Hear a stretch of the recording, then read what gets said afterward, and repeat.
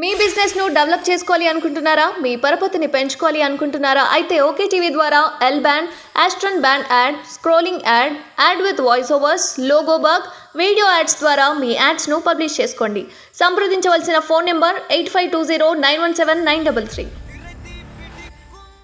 ఇగో ఇక్కడ మా సారేమో అంటుండే ఎవరు మా బాపు కేసీఆర్ ఇగో ఏడాది కూడా ఉండదు లిల్లీ పుట్టుగాళ్ల ప్రభుత్వం ఇది ముఖ్యమంత్రి జంపు చేస్తాడేమో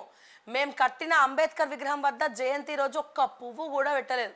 సిగ్గు లేకుండా సచివాలయంలో కూర్చున్నారు లిల్లీ పుట్టు ముఖ్యమంత్రి రేవంత్ రెడ్డి భాష ఏమిటి పోలీసుల అరాచకాలను రికార్డు చేస్తున్నాం మళ్ళీ అధికారంలోకి వస్తాం మీ సంగతి చూస్తాం మేము గెలవకపోతే మీకే నష్టం బీఆర్ఎస్ కు నష్టం లేదు సుల్తాన్పూర్ సభలో మాజీ సీఎం కేసీఆర్ ఇగో లిల్లీ పుట్ట అని ఎవరు అంటుండ్రు రేవంత్ రెడ్డి గారు అంటుండ్రు లిల్లీ పుట్ట అని చెప్పి అయితే ఇక్కడ కేసీఆర్ గారు ఇంకో మాట అన్నారు మీ భాష ఏంది అన్నాడు సార్ మీరు నేర్పించిన భాషనే ఆ రేవంత్ రెడ్డి ఫాలో అవుతా ఉన్నాడు సో మీరు ముఖ్యమంత్రిగా ఉన్నప్పుడు ఏ భాష అయితే మాట్లాడినరో మరి అదే తెలంగాణ ఎందుకంటే తెలంగాణ తొలి ముఖ్యమంత్రిగా మీరు చరిత్రకెక్కిర్రు అదే రకంగా తెలంగాణ తొలి ముఖ్యమంత్రి ఏమైతే చేస్తాడో ఈ ముఖ్యమంత్రి కూడా అదే ఫాలో అవుతున్నట్టున్నాడు మరి అందుకే ఇటువంటి లాంగ్వేజ్ మాట్లాడుతూ ఉన్నాడు బీఆర్ఎస్ బీ ఫారాలు 18న అభ్యర్థులకు 95 లక్షల చెక్కులు కూడా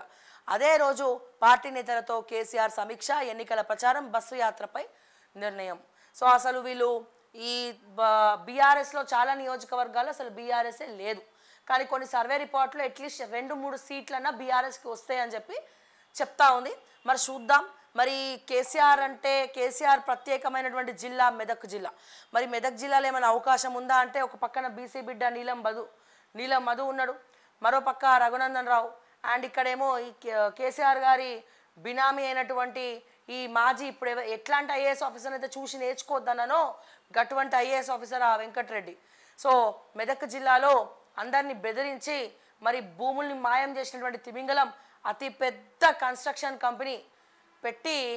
ఆ భూములన్నీ కూడా దాంట్లో